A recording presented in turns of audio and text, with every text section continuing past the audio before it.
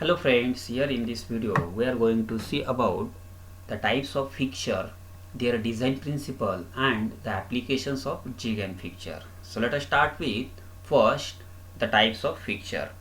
Before the types of fixture, we know that the fixture is a device which will help to locate and to hold the workpiece in desired position. So this is what the basic function of fixture. So let us start with the types of fixture. So fixture are usually named after the type of machining operation for which they are designed and employed. So here there are different types of fixture. First one is turning fixture. Basically this turning fixture is used for the turning operation or turning machining over the workpiece. Next, second one is we have milling fixture. Generally this milling fixture is used for the milling purpose. Third one we have the broaching fixture. Generally this fixture is used for broaching operation. Fourth one we have grinding fixture. Generally this grinding fixture are employed or used for the grinding purpose. Fifth one we have boring fixture. Basically this boring fixture are used for boring operation over the any part or material. Then sixth number we have indexing fixture. Basically this indexing fixture are used for indexing purpose. Next one we have tapping fixture. This tapping fixture are used for tapping purpose over the workpiece. Then we have duplex fixture. Here the purpose of duplex fixture in the machining operation, when the operation is going on, at that time the advantage of this duplex fixture, we can load and unload the object over the fixture. Then we have welding fixture. Basically these welding fixture are used for the welding application over the workpiece material.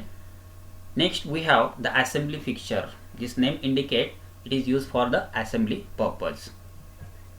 Next we will see the principles of jigs and fixture design. What are the principles which is used for the designing jigs and fixture? So let us start one by one. First we need to study of the component. This is what the basic principle in jig and fixture design. We have to study the component for which we have to design the jig and fixture.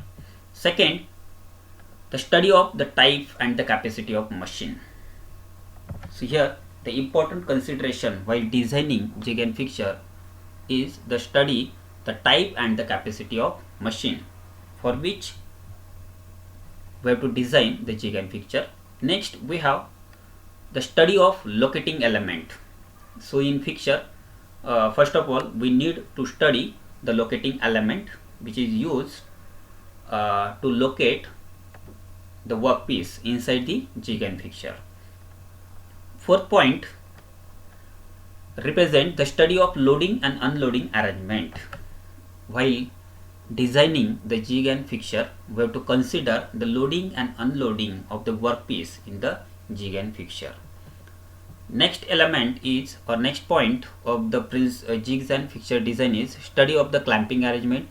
First of all we need to study the different clamping arrangement while designing the jig and fixture.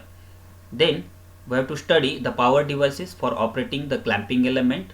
We know that in jig and fixture there are so many clamping elements, and for operating that clamping elements the power devices may be considered, and we need to study the power devices for the clamping element. Next principle is to study the clearance required between the jig and the component. This is very important while designing the jig and fixture. Then next principle is to study the indexing devices. While designing the jig and fixture we need to study first indexing devices.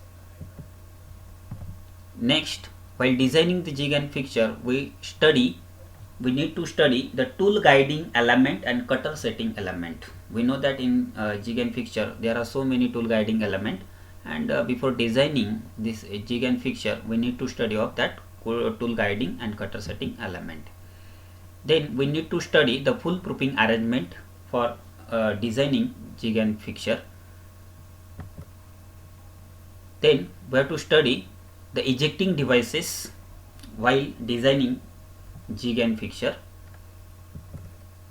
Then next principle is to study the rigidity and vibration problem which is occurred during the machining operation when the object or workpiece hold in the jig and fixture.